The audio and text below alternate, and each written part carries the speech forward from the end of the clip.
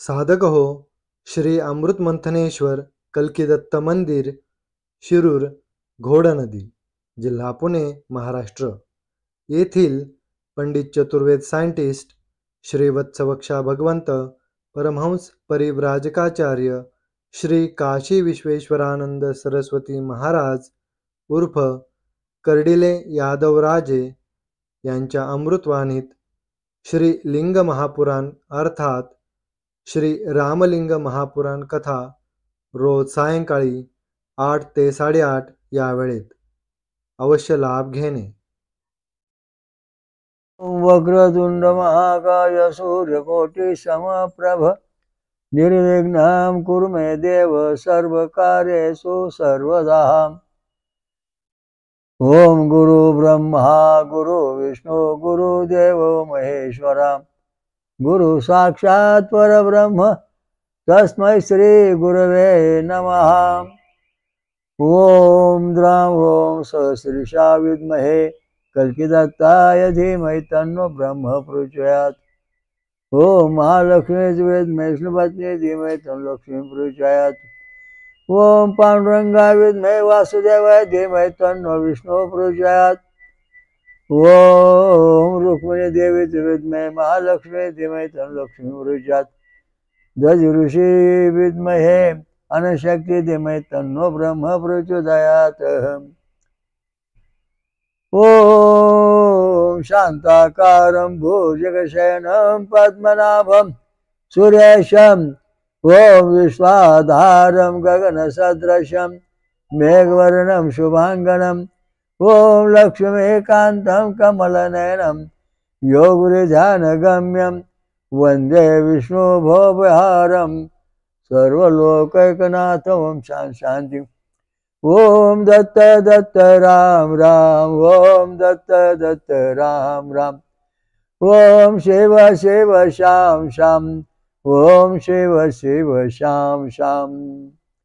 जय जय राम कृष्ण हरि जय जय राम कृष्ण हरि जय जय राम कृष्ण हरि जय जय दत्त कृष्ण हरि जय जय दत्त कृष्ण हरि जय जय राम कृष्ण हरि जय जय राम कृष्ण हरि जय जय दत्त कृष्ण हरि जय जय दत्त कृष्ण हरि. आता हा जो मंत्र आहे हा आपण सर्वसाधारणपणे भजनामध्ये मानतो. आपण वेदांत कीर्तन याच्यामध्ये या मंत्राचा परिणाम कसा होतो, या नावाचा परिणाम काय होतो, याचं शास्त्र काय, धर्मशास्त्र काय सांगतं, काय म्हणतं. देवाच्या समान जैशासे बुद्धिमान त्या समान हार विचार सकळन त्याप्रमाणे जीवन जगावे. ज्याला भक्ती करायची, ज्याला परमेश्वर प्राप्ती करायची आहे त्याने पहिला आपला देव कोणता आहे त्याची ओळख करून घेतली पाहिजे. आणि मग त्या देवाचा हार काय आहे, त्याचं जीवन काय आहे, त्याचं नित्यनेम काय आहे ते आपण समजलं पाहिजे. ते जर समजलं नाही तर आपलं सगळं जीवन निष्फळ आहे. कारण देवासारखा देव माणसासारखा माणूस. आता आपण काय करतो, हे पांडुरंगा हे राम प्रभू तू देव आहेस, आम्ही मानव आहोत, तुझी भक्ती करतो, असं वेदांतात सांगितलेलं नाही. एकम सत एक जग एक नीती अशा दृष्टीने वेदात सांगितलं. जय जय राम कृष्ण हरी. राम प्रभूचं आचरण कसं होत. राम प्रभू सकाळी पाठ्या उठायचे, नित्यनियमाचं कर्म उरकून आटपल्यानंतर ते होम हवन अग्निहोत्र करायचे. मग पुन्हा रात दरबारात जायचे, पुन्हा दुपारी अग्निहोत्र करून विश्रांती घ्यायचे आणि पुन्हा संध्याकाळी अग्निहोत्र करून शांत बसायचे. अशी रामप्रभूची दैनंदिनी होती.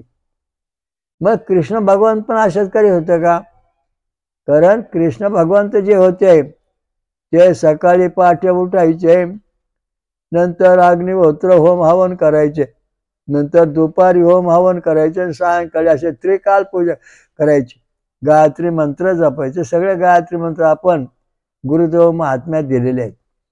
रामकृष्ण जे गायत्री मंत्र जपत होते मुंजीमध्ये ते ब्रह्मकर्माचे सर्वात श्रेष्ठ मंत्र आपण गुरुदेव महात्म्यात दिलेले जवळजवळ 12-14 अध्याय तरी असतील, त्यांचा तुम्ही अभ्यास केला मग समजा. जय जय राम कृष्ण हरी. राम प्रभू कंदमुळे खात होते. जय जय राम कृष्ण हरी. कृष्ण भगवान दैलोनी खात होते. जय जय राम कृष्ण हरी. हरी फळं खाऊन राहत होते.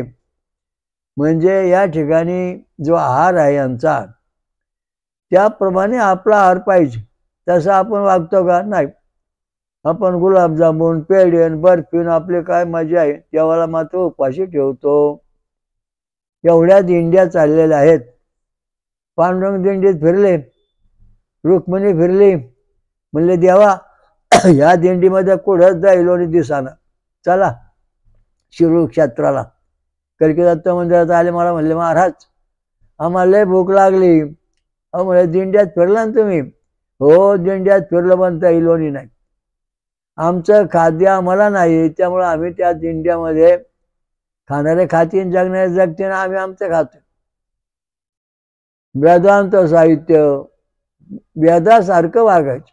वेद म्हणजे ज्ञान, ब्रह्मज्ञान, आत्मज्ञान, साक्षात्कार. तर त्या पांडुरंगा म्हणजे दही लोणी खाण्याकरता आणि उसा रस पिण्याकरता इथं आले. सकाळी दही दिलं, उसा रस पेले. तर अशा दृष्टीने हे देव जे आहेत वेदांत सायंत. आपण सर्वसाधारणपणे देवाची भक्ती करतो, देवाला पाणी घालतो. ते वेदात तसं नाही चालत. शुद्ध जलम समर्पयामि, म्हणजे विहिरीतलं ताजं पाणी, नदीचं ताजं पाणी देवाला अर्पण करायचं.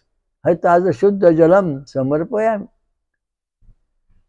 भगवान शंकर वृक्षरसम समर्पण, वृक्षरस पितात म्हणजे उसाचा रस पितात. गोटा दारू काही घेत नाहीत. लोकांनी आपल्या मजा करता काहीतरी लिहून समय दिशाभूल केलेली आहे. खऱ्या देवांचं भोजन हे सोमरस. हे इंद्रदेवा, इंद्रदेव देवांचा राजा वागतो कैसा, त्याचा ऐसे नियम ऐसा, तो जगतो कैसा, त्याचं महत्व कैसे, दिग्विजय जगात असे. हा इंद्रदेव जो आहे जगात देवांचा राजा, आणि देवांचे गुरु बृहस्पती, म्हणजे सगळ्या देवांचे बृहस्पती हे गुरु असून सगळ्या गुरूंचे गुरु बृहस्पती आहेत. आणि तो वेदांत आपण ऐकला पाहिजे, गुरूंचं ऐकलं पाहिजे. मग आता हे इंद्रदेवा, तू आमच्याकडे सोमरस प्यायला ये. हे सोमरस पे आणि मग तुला भरपूर ताकद येईन, तू लढशील. यज्ञ नारायणची निर्मिती का झाली? त्याचं कारण असं आहे की पूर्वी देव आणि दानवामध्ये लढाई सुरू झाली. त्याच्यामध्ये दानव भारी भरले, देव कमी पडले, त्यांची शक्ती क्षीण झाली, देव मरायला लागले. तेव्हा स्वर्गामध्ये बृहस्पती, ब्रह्मा आणि शंकर यांची, इंद्रदेव अशा सगळ्या देवांची सभा झाली. त्या सभेत ठरलं म्हणले भगवान विष्णू आदिनारायणकडे जायचं. मग सगळे आदिनारायणकडे निघाले. म्हणजे देवा आदिनारायण तुम्ही आता यज्ञनारायणचा अवतार घ्या आणि पृथ्वीवर जाऊन देवांना पुन्हा सजीव करण्याचा मार्ग सांगा. धरा तेव्हा आपला जय मिळेल, तसा मिळणार नाही. मग आदिनारायण पृथ्वीवर आले. त्यांनी यज्ञाला आरंभ केला काही कल्प, आणि मग यज्ञातून देवांना संजीवनी विद्या प्राप्त झाली. ती कशी? याचे उत्तर याच्यामध्ये दिलेलं आहे. या ठिकाणी जो अर्थ दिलाय तो असा आहे, अग्ने तुया नवीन अन्नाला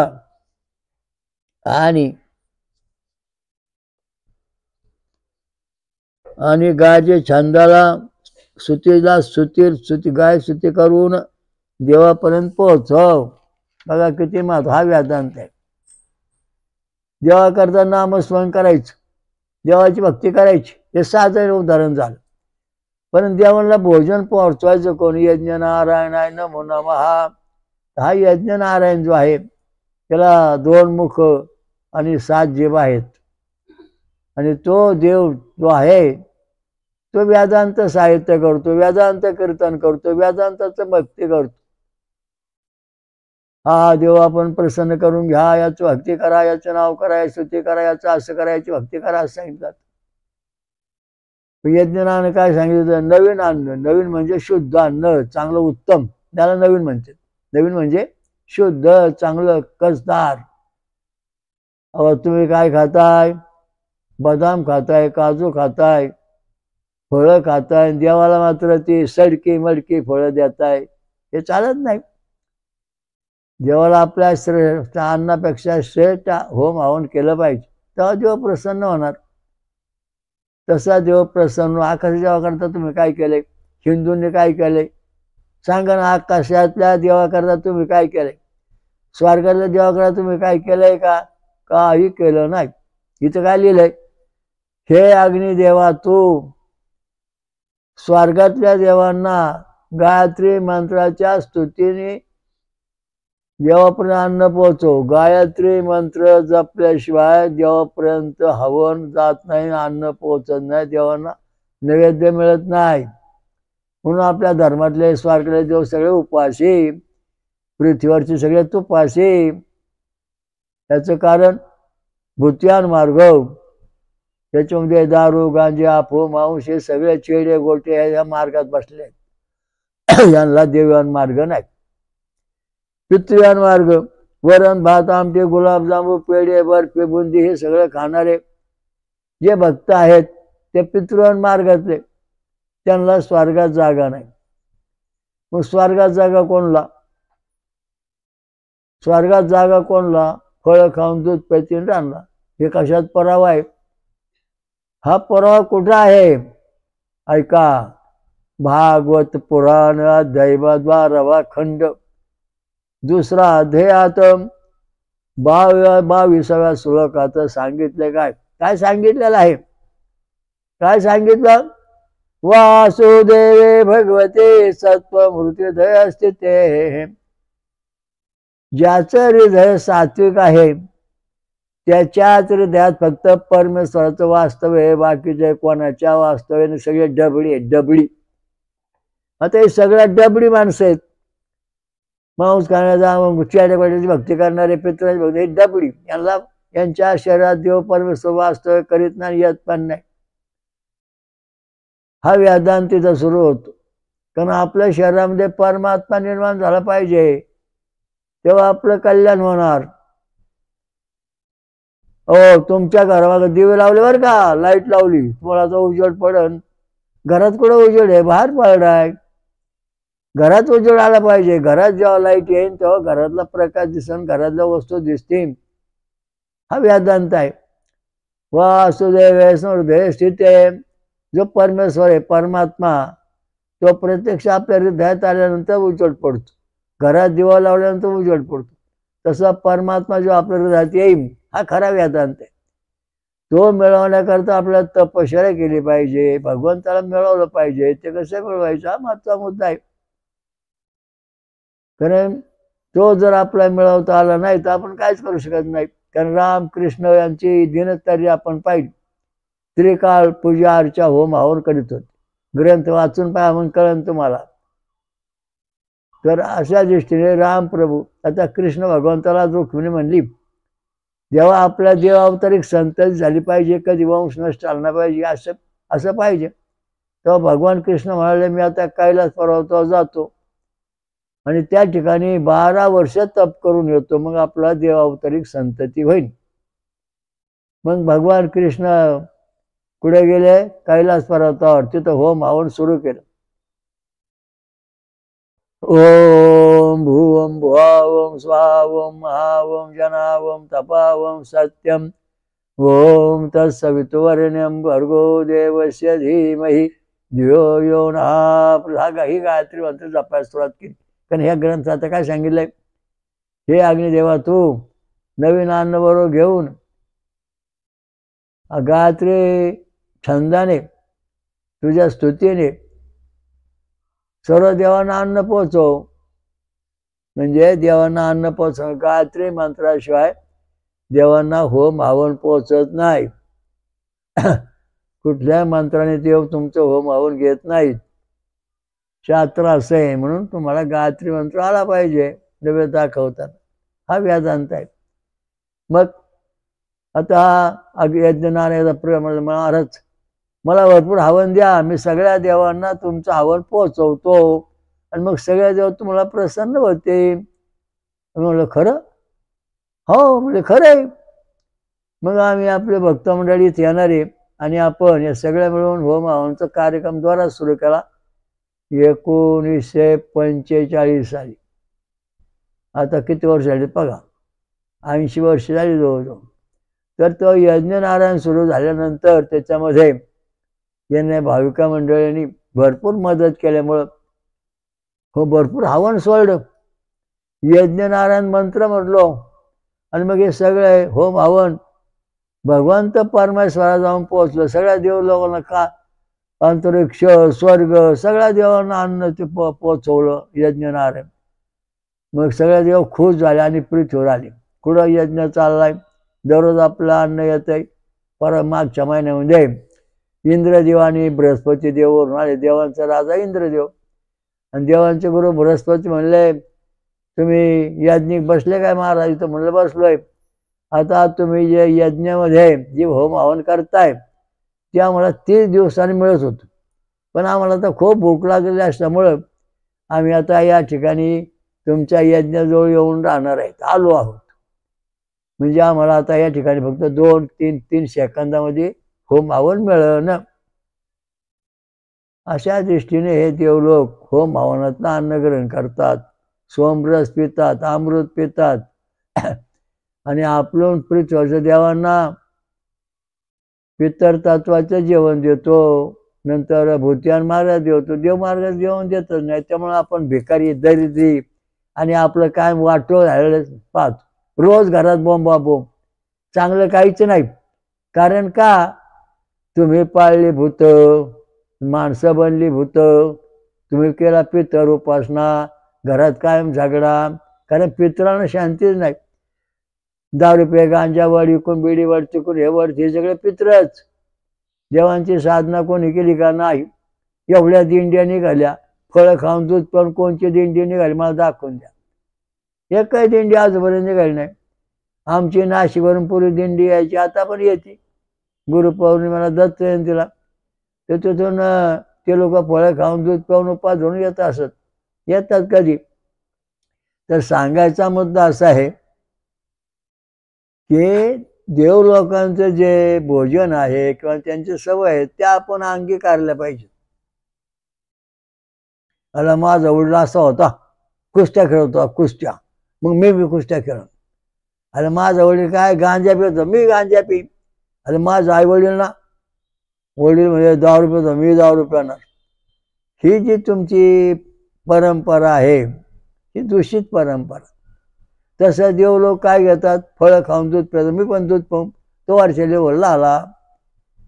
भूतियान मार्ग, पितृयान मार्ग, देवयान, त्यानं ते 4था मार्ग होतो ब्रह्मयान मार्ग. या मार्गामध्ये भगवान कृष्णाने ब्रह्मयान मार्गाची साधना केली. ते वर्षातून फक्त एकदाच म्हणजे फळ दूध घ्यायचे, दही घ्यायचे आणि परत वर्षभर काय खायचं नाही. आणि दररोज गायत्री मंत्र म्हणायचे.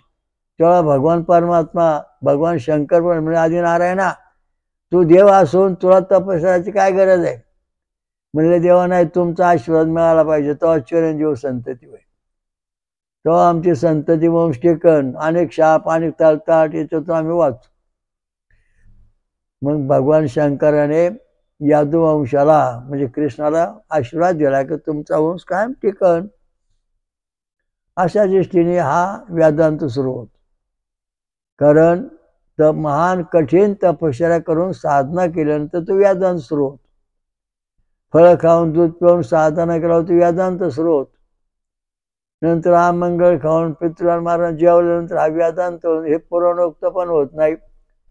हे कुठल्या शास्त्रात न बसणारे भोजन आहे. ते कुठल्या देवांचा हात नाही, भूत खातात. आता हे यज्ञनारायण म्हणले महाराज, इथं काय हे यज्ञनारायणा, हे अग्निदेवा, तू नवीन अन्नाला घेऊन आणि गायत्री मंत्राच्या स्तुतीने सर्व देवांना हे पोचव. आता कोणत्या देवाला कसं पोचवायचं हा इथं महत्वाचा मुद्दा आहे. यज्ञनारायण हा 2 मुखाचा देव असून एका तोंडामध्ये 3 जीभ आहे, एका तोंडात 7 जीभ आहेत. त्यांना मनुजेव्हा, कृजेव्हा, सुरजेव्हा असे नाव आहेत. तर त्या जीभ काय करतात, त्या कशा करतात. आता बघा, पहिल्या जिभेमध्ये हे हवन दिल्यानंतर पहिल्या जिभेमध्ये गायत्री छंद आणि षडजा स्वर प्रगट झाले आणि त्यांनी गणेश लोकामध्ये आपला होम हवन पोचवलं. दुसऱ्या जिभेमधून उष्णिक छंद वृषभ स्वर प्रगट झाला, त्याने ते होम हवन ब्रह्मलोकात पोचवलं. तिसऱ्यामध्ये अनुष्ठुप छंद गांधार स्वर प्रगट झाला आणि त्या तिसऱ्या जिभेने विष्णू लोकामध्ये होम हवन पोचवलं. चौथ्या जिभेची पाळी आली. मग त्यांनी काय केलं, ब्रछंद मानधन स्वराने म्हणजे हे अन्न शिवलोकात पोचवलं. पण 5व्या जिभेने पंचछंद पंचम स्वरामधून हे होम हवन इंद्रलोका स्वर्गात पोचवलं. 6व्या जीवातून त्रिष्ठुप छंद दैवत स्वर प्रगट झाला यज्ञनारायणचा आणि त्याच्या मार्फत ते अन्न दत्त लोकात पोचवलं. मग 7व्या जीवातून जगाचा निषाद स्वर हे अन्न त्याने जगामध्ये विराट लोकामध्ये पोचवलं. म्हणजे या यज्ञनारायण जो आहे त्याची भक्ती केल्यानंतर या सगळ्या देवांना अशा पद्धतीचं हे अन्न पोचतं. म्हणजे ते गायत्री मंत्रात आता ते छंद सांगितले 24, 28, 32, 36, 40, 48, 72 अक्षराचे आहेत. मग आता गायत्री मंत्र आपण म्हणलं तरी सगळे अक्षर तयार होतात.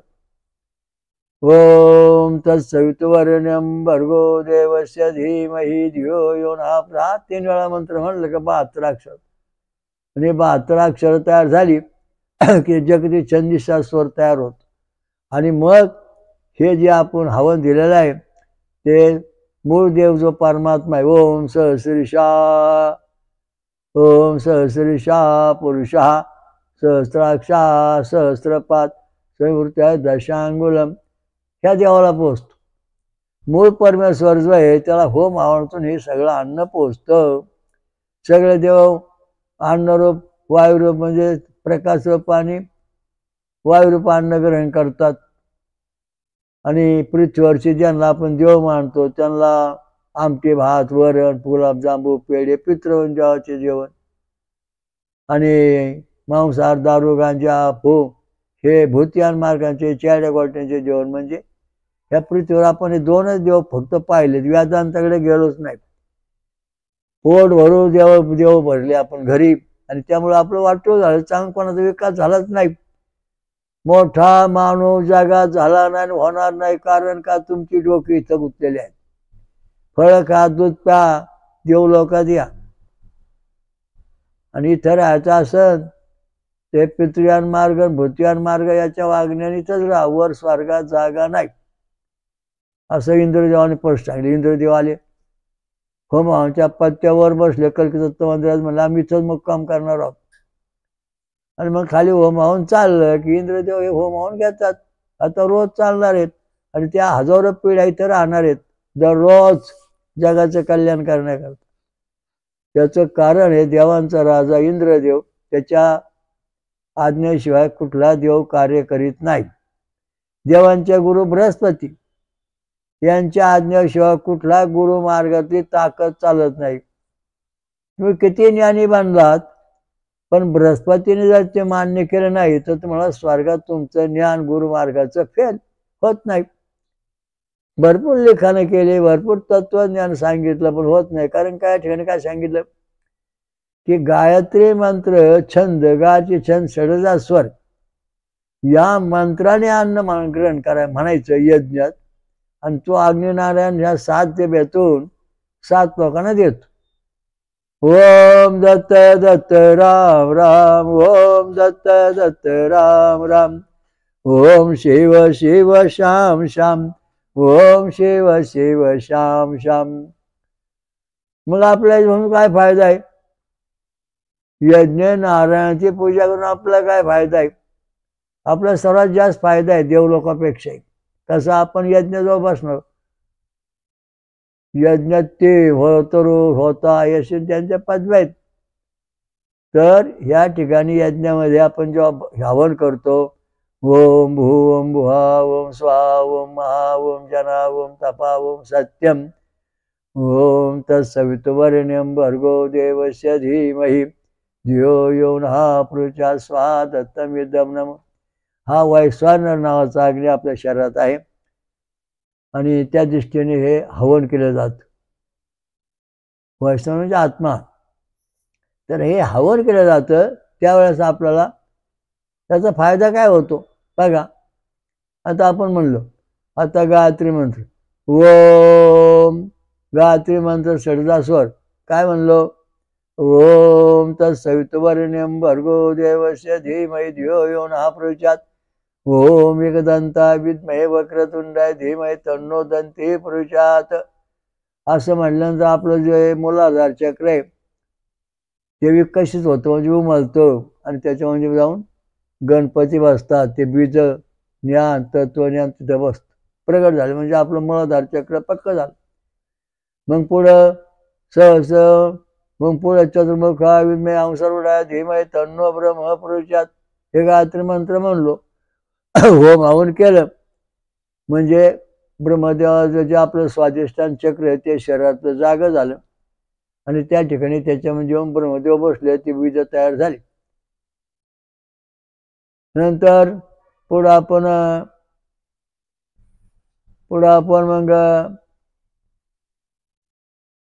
मग उष्णक छंद उष्णक स्वर म्हणलो. आता पुढं अनुष्टुप छंद गांधार स्वराचा मंत्र म्हणणार, ओम नारायणाय विद्महे वासुदेवाय धीमहि तन्नो विष्णु प्रचोदयात्. या मंत्राने आपलं मणिपूर चक्र जागं झालं आणि त्याच्यामध्ये आदिनारायण भगवान विष्णू बसले. पुढं आपण बरेच छंद मानधन स्वरातून मंत्र म्हणलो, ओम तत्पुरुषाय विद्महे महादेवाय धीमहि तन्नो रुद्रः प्रचोदयात्. या ठिकाणी आपल्या शरीरामध्ये अनाहत चक्रामध्ये भगवान शंकर बसले आणि त्यांची बीज शक्ती तयार झाली. त्याच्यानंतर आपण पंचम स्वरात म्हणलो, स स श्री सहस्र सहस्रनेत्रा विद्महे विद्रात ओम सहस्रनेत्रा विद्महे वज्रहस्ताय धीमहि तन्नो इंद्रः प्रचोदयात्. मग या ठिकाणी असं म्हणल्यानंतर इंद्रलोकाचं आपलं जे विशुद्ध चक्र आहे ते जागं झालं. त्यात इंद्रदेव असला आपला कारभार सुरू केला. पुढं त्रिष्टुपचंद दैवत स्वर आपण म्हणलो, ओम त्या ठिकाणी त्रिष्टुप दैवत स्वराचा गायत्री मंत्र म्हणणार, ओम दिगंबरा विद्महे अवधूताय धीमहि तन्नो दत्तः प्रचोदयात् ओम द्राम ओम सहस्रेशा विद्महे कलिदत्ताय धीमहि तन्नो दत्तः प्रचोदयात् ओम द्राम ओम सहस्रेशा विद्महे कलिदत्ताय धीमहि तन्नो ब्रह्म प्रचोदयात्. म्हणजे आज्ञा चक्र जागं झालं, याच्यामध्ये दत्त महाराजांचं वास्तव निर्माण झालं. मग पुढे जगचंडीशा स्वर म्हणलो, ओम सहस्रेशा विद्महे ओम सहस्रा विद्महे वज्राय तन्नो इंद्रः प्रचोदयात् ओम विश्वरूपा विद्महे निरंजनाय धीमहि तन्नो विराटः प्रचोदयात्. हा मंत्र म्हटल्यानंतर जगचंडीशा स्वर जागा झाला. या ठिकाणी सहस्रदळामध्ये विश्वरूप प्रगट झालं, म्हणजे आपल्या शरीरात विश्वरूपाची शक्ती निर्माण झाली आणि मग त्याची बीज सगळी तयार झाली. आता आपल्या शरीरामधला जो मेंदू आहे देवांचा राजा, हा देवांचा राजा जो आहे तो मेंदूच्या शरीर, आपला मेंदू जो आहे तो 10,000 कोटी जीवपेशी आहेत. नंतर 100 अब्ज म्हणजे अरब तंतू आहेत. नंतर 36,000 केंद्र आहेत. एक केंद्र 1,000 तंतू आहेत. प्रत्येक तंतू अणुतंतू आणि अनंत तंतू आहेत. अशा दृष्टीने आपल्या मेंदूची रचना आहे, मेंदू आहे. मग हा तयार कोणी केला, मानव कोण निर्माण केला, प्रश्न होतो. मग हे यज्ञ नारायणाने देवांना म्हणजे जसं हवन पोचवलं तसं आपल्या शरीरात सुद्धा त्यांनी जोपासना केलेली आहे. तुमचं डोकं दुखतंय, मग यज्ञनारायणाची पूजा केली, ओम सहस्री ओम द्राम ओम सहस्री शावित महकल्या धीमहि तन्नो ही गायत्री म्हणलो तर तुमचं डोकं दुखायचं थांबलं, तुमचा मेंदू विचारित करणं, बुद्धी चालत नाही, बुद्धी मंद झाली, तेवढा आपण ओम सहस्रशाविद महक असं म्हणलो. ओम विश्वरूपाविद महे निरंजनाय धीमहि तन्नो विराट हा प्रविचार जगत छंद निशा स्वरामध्ये 72 अक्षर हा मंत्र म्हणलो की मेंदूतली सगळी केंद्र जागी होतात, शरीरातली सगळी इंद्रिय काम करायला लागतात. तेव्हा हा जो वेदांत कीर्तन पद्धती आहे ती अशी की आपल्या शरीराची सुधारणा कशी करायची, शुद्धीकरण कसं करायचं, आपल्या शरीरात देव आणून कसे वाचवायचे याच्याकरता मत. सोमरस पिणे म्हणजे फळांचा रस पिणे, उसाचा रस, नारळाचं पाणी, आमरस, फळांचा रस, याला सोमरस म्हटलेला आहे. आणि सोमरसाची जी मसरूप नावाची वनस्पती आहे ती हिरवट असून ती कडसर आहे. शंकर भगवान ती घेत नाही. शंकर भगवान म्हणले मला उसाचा रस देत जा, मला देऊ, हेच सोमरस आहे म्हणे. म्हणलं ठीक आहे. आणि आता आपण जेव्हा श्रीलिंग महापुराण वाचलं, अर्थात श्रीरामलिंग पुराण, त्याच्यामध्ये भगवान शंकर इक्सू रस पितात. इक्सू म्हणजे उसाचा रस. उसाचा रस पिऊन भगवान शंकर राहतात. सोमवार उपवास करतात तुम्ही, उसाचा रस पिऊन उपवास करायला पाहिजे. मला 1008 सोमवारी मौन होत. आणि त्यावेळेला हे सगळं साधना अशीच केली. त्यामुळं उसाचा रस पिऊन जर तू उपवास केला, 1008 सोमवार केलेत, किंवा काल आपण वाचलं 1008 शंकराची नावं घ्यायची आणि उसाचा रस पिऊन उपवास करायचा, म्हणजे अनंत आसमद यज्ञ केलं पुण्य मिळतं. पुण्य मिळायचा सोपा उपाय. पण ते यज्ञ करताना शंकराला हवन दिला पाहिजे आणि ते उसाचा रस जो आहे तो यज्ञ सोडून मंत्र म्हणायला पाहिजे. ओम तत्पुरुषाय विद्महे महादेवाय धीमहि तन्नो रुद्रः प्रचोदयात् स्वाहा दत्तमिदं नमः असा आपण जेव्हा मंत्र म्हणू त्यावेळेस आपण होम हवनामध्ये जो रोज सोहळा तो भगवान शंकर ग्रहण करतात. भगवान शंकर जे आहेत ते मानव रूपात पण आणि ग्रहण पण करतात, खातात. आता तुम्हाला सांगायचा मुद्दा म्हणजे पुढचा सगुण आणि निर्गुण. हे कसं आहे, ओम दत्त दत्त राम राम, ओम दत्त दत्त राम राम, ओम शिव शिव श्याम श्याम, ओम शिव शिव श्याम श्याम. आता ऐका, देवा तुझा सगुण म्हणू के निर्गुण, सगुण निर्गुण का गोविंद रे. आता इथं म्हणणं सोपं झालं, पण सगुण निर्गुण देव कसा. आता साधी गोष्ट तुम्हाला प्रत्यक्ष प्रमाण सांगणार आहे. हा देव सगुण कसा होतो, निर्गुण कसा होतो. आता हे गायत्री मंत्रांचे छंद आपण म्हणलो, इथे गायत्री सांग भगवान कृष्ण सांगितलं गायत्री मंत्र, गायत्री छंद माझी विभूती आहे. आता या ठिकाणी गायत्री छंद म्हणजे ओम तत्पुरुषाय विद्महे महादेवाय धीमहि तन्नो रुद्रः कवच तयार होत. म्हणजे आधी शेंगदाण्याचे टरपल तयार होत. शेंगदाण्याचं म्हणजे छंद आणि स्वराप्रमाणे असं एक कवच तयार झालं. आणि मग त्याच्यामध्ये शेंगदाणा तयार झाला आणि त्या शेंगदाण्यामध्ये बारीक कोंब आला, म्हणजे तिथं देवता प्रगट झाली. शेंगदाणा हा ऋषी आणि त्या शेंगदाण्याचा कोंब बघतो देवता. म्हणजे 4 तत्व या शेंगदाण्यामध्ये आलेले आहेत. शेंगाचे टरपल आहे ते छंद आणि स्वराने बनवलं. नंतर त्याच्यानंतर शेंगदाणा आला तो ऋषी तत्वाचा आला, पंचमहाभूता शरीर घेऊन. आणि त्या शेंगदाण्याचा आपण फोडमध्ये बारीक फुलासारखं बारीक दिसतो, म्हणजे त्या ठिकाणी तो जो कोंब दिसतो तो देव. तशा प्रकारचा अवला आपल्याला हा देव पाहायचा आहे. तर आपण काय करू, आता हे तुम्हाला कळलं हे देव अशा दृष्टीने आहे सगुण निर्गुण मध्ये. मग आपल्याला आता प्रत्यक्ष प्रमाणामध्ये आपण असं एक बाटली घ्या आणि त्या बाटलीमध्ये चुंबक ठेवा आणि इकडून तिकडे बघा, तुम्हाला त्याच्यामध्ये बाटलीत काय आरपार दिसणार, काय दिसणार नाही. देवाचं त्या बाटलीचं पूर्ण स्वरूप दिसणार नाही, तात्पुरता किंवा तात्पुरता आकार सण.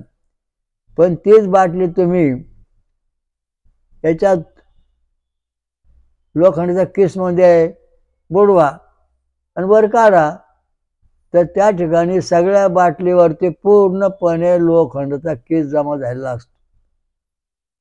आता याचा महत्त्वाचा सिद्धांत असा आहे, हा बाटलीचा किस तयार झालेला आहे, बाटलीचा किस बाटलीवरती, त्यामुळे बाटलीचं आतलं स्वरूप आहे ते तसंच आहे, ते नष्ट झालं का नाही. आतमध्ये चुंबक आहे, त्या चुंबकाने हे सगळं लोखंडाचा किस खेचून बाटलीवर आणलेला आहे. त्याप्रमाणे हा जो जीवात्मा आहे, हा पहिला गायत्री छंद स्वरापासून छंद म्हणजे स्वरूप, म्हणजे छंद स्वरूप तयार करतो, कवच, आणि त्या कवचामध्ये स्वतः येऊन बसतो. तो परमात्मा जीवात्मा येऊन बसला की तो काय करतो, ही पंचमहाभूत जी हवेत आहेत त्यांना आपलं ओढून घेतो. ओढून घेतल्यानंतर मग त्याच्यावरती ते कवच तयार होतं, म्हणजे तो सगुण स्वरूपात आला. आता आपण हे बाटलीवरती मलम बसलाय तो काढून टाकू, मग काढून पुन्हा तो बाटलीन तो आतला चुंबक आहेच.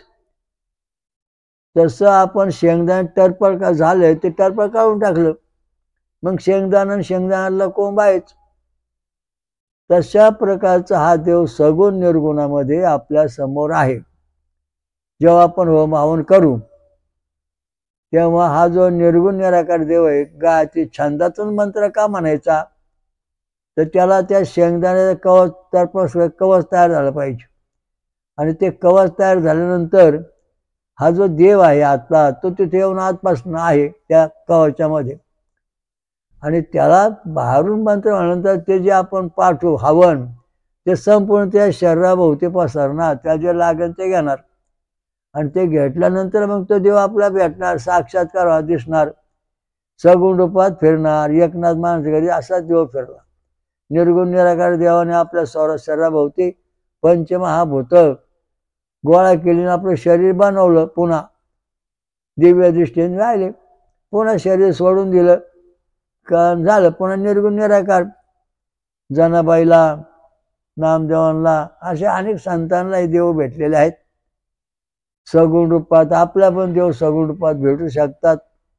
आपण जर चांगलं होम हवन केलं 12 वर्ष सतत चांगलं कसदार, तर तुम्हाला प्रत्यक्ष परमात्मा तुमच्या समोर प्रगट आशीर्वाद देणार. पण तो कशाने, गायत्री मंत्र म्हटल्याशिवाय नाही. मग आता गायत्री मंत्र कोणी म्हणायचा, ब्राह्मण क्षत्रिय वैश्य आणि शूद्र यांनी म्हणायचा गायत्री मंत्र, बाकीच्याने म्हणायचा नाही, असं धर्मशास्त्रात सांगितलं आहे. तर आपला सिद्धांत असा आहे, बघ गायत्री मंत्र कोण, तो ब्राह्मण तो रक्तगट ये, तो कोण क्षत्रिय तो रक्तगट ये, तो कोण वैश्य तुझा रक्तगट ये, तो कोण शूद्र तुझा रक्तगट ये, तो कोण अति क्षुद्र तो रक्तगट ये. म्हणजे हे ओम अग्निशे पवमान्ना पांजन्या पुरोहिता तन्मये महागयम, हे जे 5 आहे, ब्राह्मण क्षत्रिय वैश्य क्षुद्र अतिक्षुद्र, हे 5 गट मला सांगितले. सगळे गट एकच आहेत. म्हणजे या 5 लोकांच्या शरीरामध्ये सारखी परमेश्वर अवस्था आहे, हे इष्ट सिद्ध झालं. वेदामध्ये हे सांगितलं, वेदांत कीर्तन, ओम पवमान ओम अग्निशे पवमाना पांजन्या पुरोहिता तमीमहे महागयम. ब्राह्मण क्षत्रिय वैश्य क्षुद्र अतिक्षुद्र या सगळ्यांचा गट आपण पाहिला येच. म्हणजे या सगळ्या ठिकाणी समजा ओ किंवा ए बी असा रक्तगट आहे, तर सर्व ठिकाणी सारखाच परमात्मा आहे, फरक काहीच नाही. ब्राह्मणाचे जे ज्ञान आहे तेच अति क्षत्रियामध्ये आहे, वैश्यामध्ये आहे, क्षुद्रामध्ये अतिक्षुद्रामध्ये आहे, आणि त्याच्यामध्ये फरक काहीच नाही. फरक करता येत पण नाही, कारण या ठिकाणी पण याला एक आठ आहे. तुमचा रक्तगट तमगुणी रजगुणी सत्वगुणी अशा पद्धतीने असू शकतो. ब्राह्मणाचं रक्तगट सत्वगुणी असेल तर बाकीचे रक्तगट तमगुणी रजगुणी तमगुणी असू शकतात. तर यांना सत्वगुणात येण्याकरता, उच्च कोटीत येण्याकरता त्यांच्या सगळ्यापेक्षा आचरण श्रेष्ठ पाहिजे. म्हणजे त्रिकाळी स्नान केलं पाहिजे, गायत्री मंत्र जपला पाहिजे, फळं खाऊन दूध पिऊन राहिलं पाहिजे. हे करता तेव्हा तुम्ही उच्च कोटीत येतात.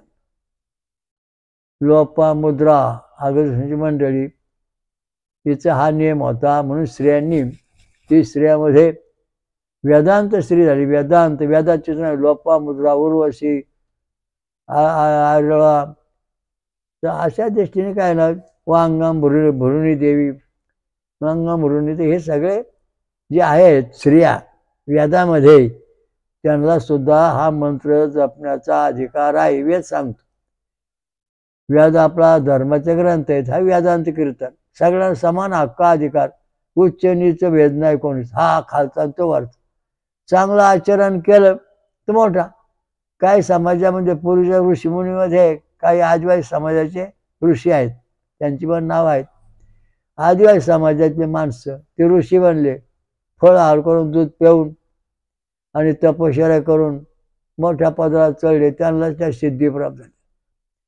आता वेदांत कीर्तनाचा महत्त्वाचा मुद्दा असा, ओम दत्त दत्त राम राम, ओम दत्त दत्त राम राम, ओम शिव शिव श्याम श्याम, ओम शिव शिव श्याम. जय जय राम कृष्ण हरी, जय जय दत्त कृष्ण हरी, जय जय राम कृष्ण हरी, जय जय दत्त कृष्ण हरी. आता ये भी रक्तगट जो आहे ते 8 वसू, वो रक्तगट मध्ये अश्विनी कुमार, हे रक्तगटामध्ये 11 रुद्र, बी रक्तगटामध्ये 12 आदित्य.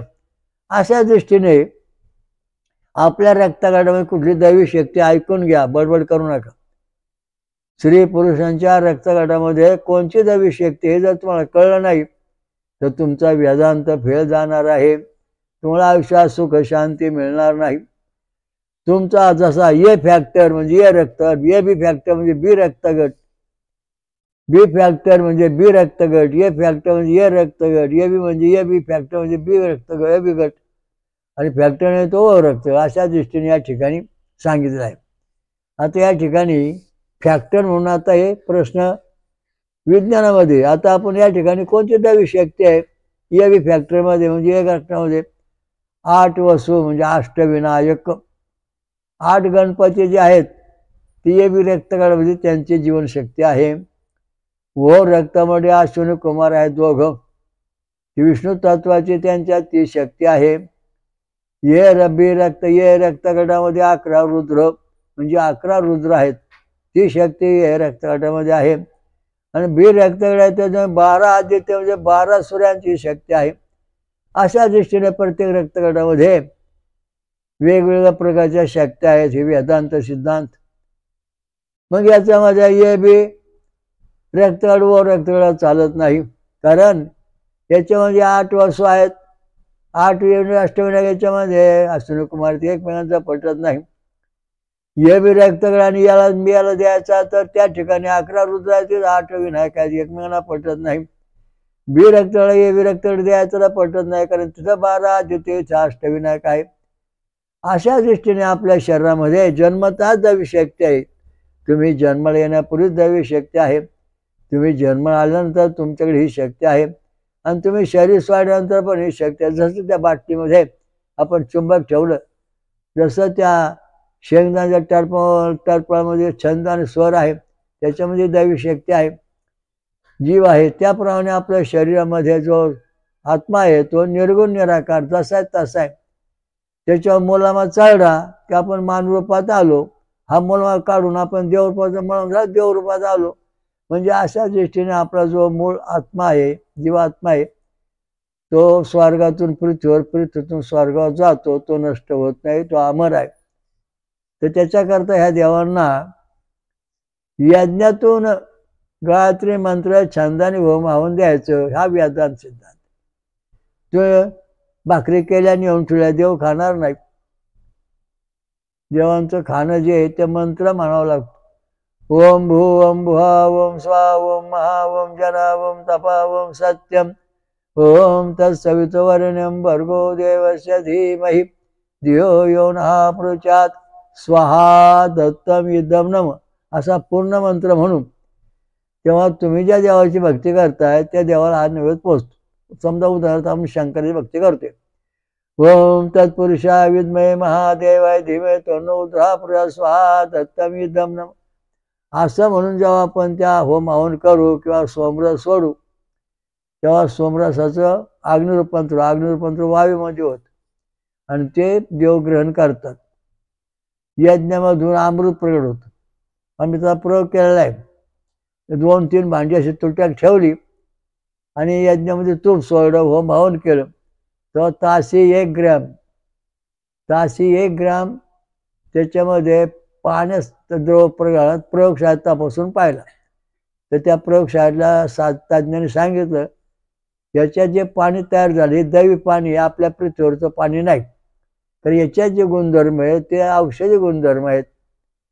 तशा दृष्टीने यज्ञापाशी आपण बसल्यानंतर यज्ञातली जी हवा तयार होते ते आपल्या शरीरात जाते आणि मग त्या हवेचं रूपांतर प्रकाशात होतं आणि त्या प्रकाशाचं रूपांतर पुढं आकाश, वायू, तेज आणि पाण्यात रूपांतर होतं आणि ते पाण्यात रूपांतर झाल्यानंतर त्याचं रूपांतर पृथ्वी म्हणजे आपल्या पेशी, हे पृथ्वीतत्वाचे अवयव याच्यात रूपांतर म्हणजे आपल्या शरीराचे जे अवयव आहेत ते सगळं अवयव यज्ञामुळे दष्टपुष्ट होतात. हा वेदांत सिद्धांत, वेदांत कीर्तनाचा विषय आहे. त्या दृष्टीने आपण हा अभ्यास केला पाहिजे. त्यामुळे आपल्याला सुख शांती मिळणार आहे, तशी मिळणार नाही. आता याच्यामध्ये बऱ्याच गोष्टी महत्त्वाच्या आहेत. रक्त कोणी तयार, आता याच्यामध्ये वेदामध्ये ऋग्वेद यजुर्वेद सांगितलं बा, हिरण्यगर्भा प्रदर्शी क देवता गाय चंद्रा षडजा स्वरहा असं म्हटलेलं आहे. ऋग्वेद, यजुर्वेद, ऋग्वेद आणि अथर्ववेदात. ऋग्वेदाचं 10वं मंडळ, अथर्ववेदाचं 10वं कांड. याच्यामध्ये सांगितलं बा काय, मानवाचा मेंदू कोणी तयार केला? कल्कीदत्त महाराजांनी. मानवाचे डोळे, कान, नाक कोणी तयार केले? कल्की महाराजांनी. घसा, मान, पाठ, घसा, मान, जीभ हे कोणी तयार केली? पडजीभ. स्वरयंत्र कोणी निर्माण केलं? कल्कीदत्त महाराजांनी. हृदय कोणी निर्माण केलं? फासळ्या कोणी निर्माण केल्या? बरगड्या कोणी निर्माण केल्या? हात कोणी निर्माण केले? हाड कोणी निर्माण केले? कल्कीदत्त महाराजांनी. मग बेंबी, नाभी इथले अवयव कोण निर्माण केले? कल्कीदत्त महाराजांनी. मग या ठिकाणी प्रजापती 23 रंगसूत्राच्या जोड्या, नंतर 10-30,000 गुणसूत्र, रंगसूत्र म्हणजे जनुक आणि 1,00,000 गुणसूत्र कोण निर्माण केले? कल्कीदत्त महाराजांनी. मग या रक्त कोण निर्माण केलं? नील लोहिनी, रोहिणी, नील रोहिणी ताम्र धूम्र असा श्लोक आहे की वेदामध्ये रक्त भगवान कल्कीदत्त महाराजांनी आपलं तयार केलेलं आहे. आणि हे त्यामध्ये तुम्हाला पाहिजे असेल तर तुम्ही ग्रंथ उचलून पहा, तुम्हाला क देवतं म्हणजे कल्कीदत्त महाराज. बरोबर. टाचा कोण निर्माण केला? दात कोण निर्माण केले? हात कोण निर्माण केले? पाय कोण निर्माण केले? नख कोण निर्माण केली? चालणं बोलणं करून अन्न पचन कोण करतं? काय करतं? बुद्धी कोण निर्माण केली? कशी काय दिली? सगळं कल्कीदत्त महाराजांनी मानवाला दिलं. आणि हे सगळा मानव पूर्ण तयार झाला आणि मग ते ओम सहस्रीशा सहस्र हा जो परमात्मा आहे कल्कीदत्त महाराज, तो आपल्या मूळ ठिकाणी निघून गेला. का देव का नाही माणसाबरोबर राहिला? तर तयार झाला का निघून गेला? तुम्ही काय करा, एक चिखल तयार करा, चिखल त्याची एक मूर्ती बनवा, गणपती म्हणा कशाची कोण ती उन्हात ठेवा. थोड्या काय काळाचा राहील त्याच्यामध्ये पाण्याचा अंश आहे ते माती म्हणून तो सगळा निघून जातो आणि मग त्या ठिकाणी ती मूर्ती घट्ट बनते, कारण त्याच्याला पाण्याचा अंश निघून गेलेला आहे. तशा प्रकारचा हा जो परमात्मा आहे प्रत्येक जीवांना निर्माण करून, प्रत्येक जीवाला 84 लक्ष निर्माण करून निघून आपल्या मूळ ठिकाणी राहिलेला आहे. म्हणजे आपण वास्तवा मानव माकडापासून झाला, अजून कशापासून तरी झाला, हे सगळं खोटं आहे. आपल्या हिंदू धर्मामध्ये ग्रंथात मानव हा परमेश्वराने निर्माण केला, त्याचा जीवाणू जो आहे तो ओम, ओंकाराचा बिंदू डोकं, अर्धमात्र हात, एकाकार छाती पाठपोट, तीनाकार पाय, अशा दृष्टीने ही वज्रक म्हणजे गायत्री छंद आणि स्वरामधून बॉडी तयार झाली, शरीर तयार झालं, त्याच्यामध्ये परमात्माने प्रवेश केला. तशा प्रकारे प्रत्येक मानवाचं जीवन असं तयार केलेलं आहे. तेव्हा मानवाने देव दोन नाहीत, एकच आहे, हा सिद्धांत मानला. म्हणजे आपण धर्मशास्त्र खूप सांगितलेलं आहे, त्याचा अभ्यास करा, फार सांगायला वेळ नाही. तर हा जो प्रश्न आहे वेदांत कीर्तन, आपल्या शरीरात बदल कसा घडवायचा, 10,000 वर्ष तपश्चर्या केली म्हणून तुम्ही अग्निहोत्र यत्न केला नाही, त्यामुळे तुमची सुधारणा होणार नाही. योग याग विधी निवशे देवाचे उपाधी दंभदासी ज्ञानेश्वर महाराज म्हणले. याचा अर्थ फार वेगळा आहे. मी केलं असं म्हणायचं नाही, देवाने परमेश्वराने आपल्याकडून करून घेतलं असं म्हणायचं. या श्लोकाचा अर्थ असायचा, लोकांनी वेगळा अर्थ लावला. तर त्याचं कारण असं आहे की तुम्ही प्रत्येकाने अग्निहोत्र रोज केलं पाहिजे किंवा यज्ञ केला पाहिजे. ज्या ठिकाणी यज्ञ चालला ते जाऊन बसलं पाहिजे. कुंभमेळ्यामध्ये यज्ञ खूप चालतात, ऋषीमुनी खूप यज्ञ करतात. तुम्ही बघा मोठमोठ्या आखाड्यामध्ये यज्ञ चालतात, देवाचे मंत्र चालतात, गायत्री जप चालतो. कारण त्याने इथं वाचले सामवेदामध्ये काय, हे अग्निदेवा, नवीन अन्नाला घेऊन तू गायत्री मंत्र छंदाने सर्व देवांना पोहोचव, मग सगळे देव आम्हाला प्रसन्न होतील, त्यांचा आम्हाला आशीर्वाद मिळेल. अशा दृष्टीने हे सगळं महत्त्वाचा विषय आहे. आपल्या जीवन सुधार व्हायचे असेल तर आपण दररोज अग्निहोत्र केलंच पाहिजे. तुमच्या घरी देवता आहेत का? आहे ना. आम्ही एका मोठ्या माणसा घरी गेलो, म्हणजे देवीला आज म्हणजे पुरणपोळीचा नैवेद्य केलाय, देवीला आता खूप भोग द्यायचा आहे, गुलाबजांबू पेढे बर्फ त्या देवी पुढे ठेवले होते. म्हणले महाराज बघा, हे आता देवी येऊन जेवायला लागणार. मी म्हणलं ते देवी येणारच नाही, कारण खरी देवी येणार नाही, देवीच्या हाताखाली दाशी येऊन खाई. नाही म्हणे देवी येणार. तो महाराज म्हणला होणार, देवी येणार खाणार. मी म्हणलं बाबा बघा, आता मला काय तुमचं ज्ञान नाही.